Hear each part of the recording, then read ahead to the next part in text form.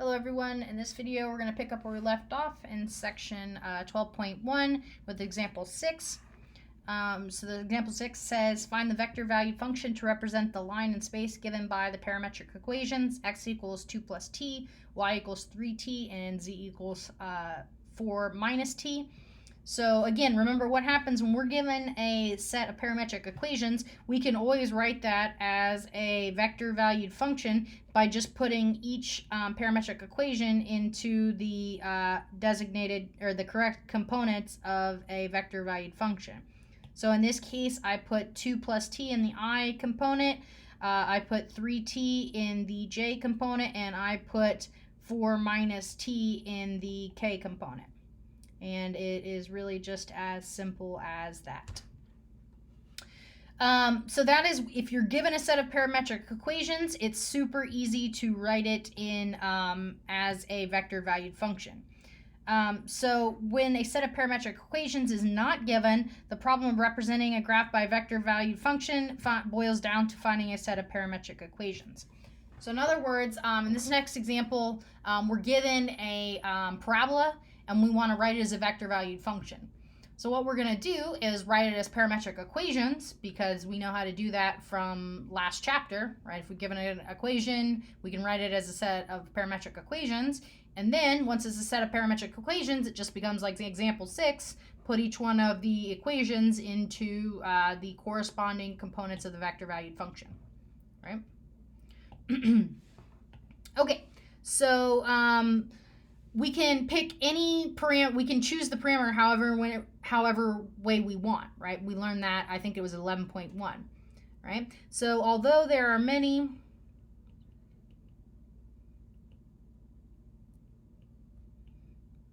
choices for the parameter t, the most convenient is if we let x equal to t. Remember, that was kind of the little trick that we did in that section. So if we let x equals to t, then what does that mean? Well, y is equal to x squared plus 1, but what is x? X is t, so y is equal to t squared plus 1. And that is my set of parametric equations, right? Therefore, we have we can just say, therefore, the parabola y equals x squared plus 1 can be represented by the vector valued function r of t is equal to, well, we put the first equation, parametric equation, in the first component, so this is ti, plus the second component, the second equation in the second component, so t squared plus 1j. Right? And so that is my vector valued function. And again, just for fun, we know what this should look like. It should be a parabola y equals x squared plus 1. But let's go ahead and make a t, x, y chart and graph this. So, and actually we can even do, well, actually we'll just leave it like that. So let's do -2, -1, 0, 1, and 2. So if I do that, I can plug it into my parametric equations, and I get -2, and then 5, and then I would get -1 and 2, and then I would get 0 and 1, and then 1 and 2, and then 2 and 5. Right? So if I were to graph this using my parametric equations, which is the same as using my vector valued equations, or my vector valued function, sorry, then I would get the curve, well, I'd get -2, 5. So at this point right here, that's t equals -2. And then I would get -1, 2, so that's this point here. And then I would get 0, 1, so that's that point there. And then 1, 2. And then 2, 5. Scooch that over a little bit. And we didn't specify any sort of parameters on t, So t could really just go on forever in either direction, right? And this is my curve. Which way did we, for increasing values of t, my orientation, I'll do it in a different color, my orientation looks like this, right? And notice that is the graph of, let's do it, maybe in orange, y equals x squared plus 1. It's a parabola shifted up one more, right? But why did it have that orientation? Well, that's because we chose our parameter the way we did. So the orientation of the curve was because we chose the parameter x equals t. For example, if we chose x equals to negative t, right, that would have worked. If I chose x equals to negative t, then I would have still gotten y equals to t squared plus 1, because negative t is the same as t when I square it. Then what would happen is the curve would go backwards. So the orientation would be reversed, right? So in other words, it would go backwards like that when I would go to graph it, right? So in this case, the choice of our parameter gave us our orientation. Okay, so let's talk about limits and continuity. Many techniques and definitions used in the calculus of real valued functions, right, are functions like f of x that we're used to in the x and y plane, can be applied to vector valued functions, right? So for example, we can add two functions, we can subtract two functions, we can put a function inside of a function, we can take the limits of functions, we can look at when functions are continuous, because remember, that's when our limit is equal to our function value. So all that stuff that we can do with real valued functions, we can also do with vector valued functions. And the idea is why we can do that is because of the fact that we have the linearity of vector operations. So basically, the basic approach is to capitalize on the linearity of vector operations by extending the definitions on a component by component basis. Right? So that's the idea here, is that each component, remember, is a real valued function, just like f of x equals x squared or something like that. So since each component is good to go, if we do everything component by component, that means we really can do a vector valued function, right? So that's kind of the idea. So definition of the limit of a vector valued function. So if I want to find the limit of a vector valued function, then what do? I basically just distribute the limit into both components. If it's 3-dimension, right, if it has ijk, then I just distribute the limit to all three components. Right? And again, that's provided that each one of these limits exist. If one of those limits doesn't exist, then the whole limit of the vector valued function doesn't exist. Right? Okay, so evaluate the limit as t approaches pi of ti plus cosine t plus j plus sine k. So what would I do here? I would distribute my limit sign.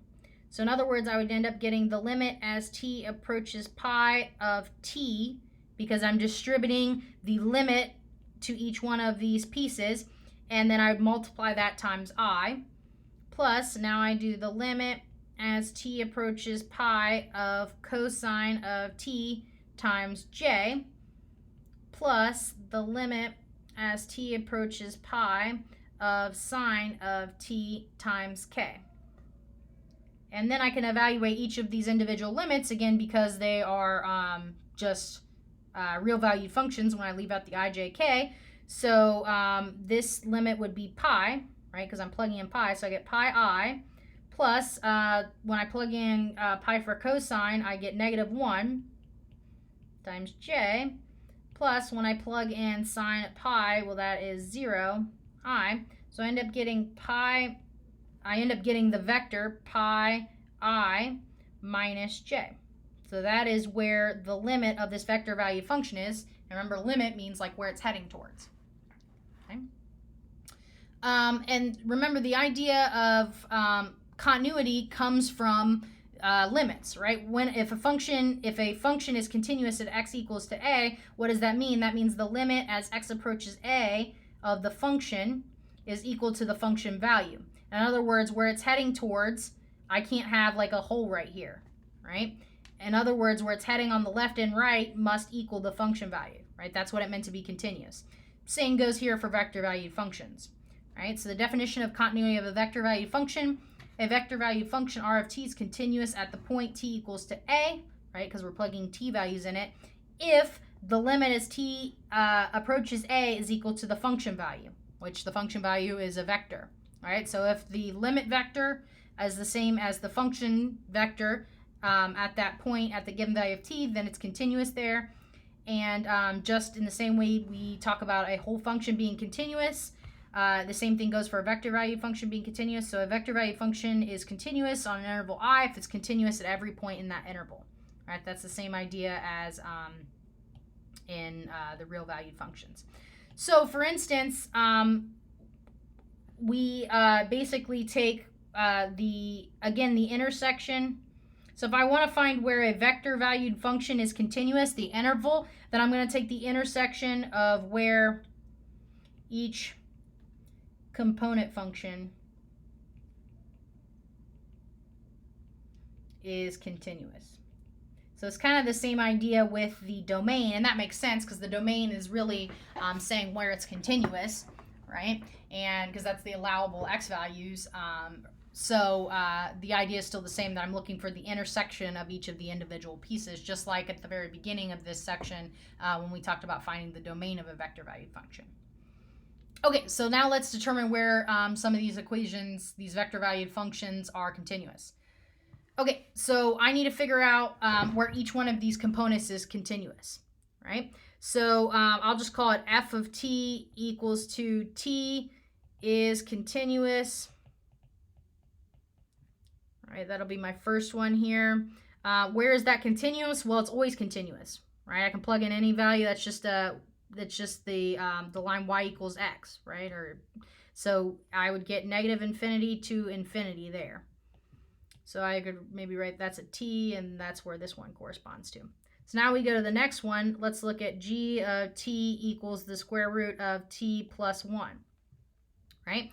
Where is that continuous?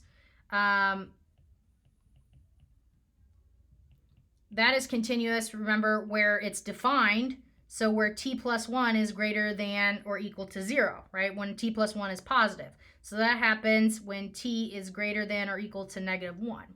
So in other words, here I get negative 1 to infinity. And now when I get the other one here, t squared, so h of t equals t squared plus 1 is continuous. Well, this one, again, I can plug in all real values. So this one's always continuous, right? So let's say this is orange. That's where the orange one is. And this was purple. That's where the purple one is. So again, where the whole guy, so therefore r of t is continuous on the interval, right? It's the intersection of these, which the intersection is just going to be negative 1 to infinity, including negative 1, right? So this is the interval from negative 1 to infinity. So that's our answer there. Okay, one more.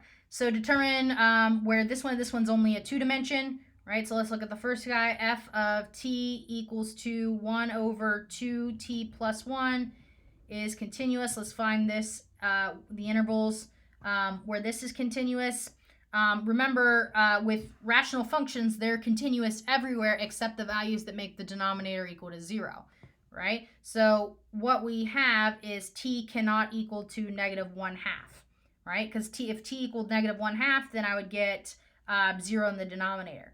So how do we write everybody but negative 1/2? Remember, we write it, that means we go from negative infinity to negative 1/2, And then the other interval would be from -1/2 to infinity, right? You can write it as a union if you want to, or you can just write parentheses. Those are the two intervals. Either way, it really works. Okay, so then g of t, which is 1/t, is continuous. Let's write the intervals where it's continuous. Well, what's the bad guy here? The value that makes the denominator equal to 0 is just 0. Right? So this would be -infinity up to 0, and then 0 to infinity are the intervals where it's continuous. So now if I take their intersection, the intersection would be -infinity to -1/2, and then from -1/2 to not to infinity, but to 0, right? And then from 0 to infinity, right? So therefore, if I would write that out, the let's just say therefore r of t is continuous on the intervals -infinity to -1/2, -1/2 to 0, and then from 0 to infinity. Right? I could put unions in between there, but be careful when if you're on your homework when you're doing this, if it says to write it as like an ordered list or something like that for the intervals, make sure you separate them by a comma, or make sure you put union if it asks for that. Right? Either one of those answers are fine. All right, that's all I have for this section. Thank you.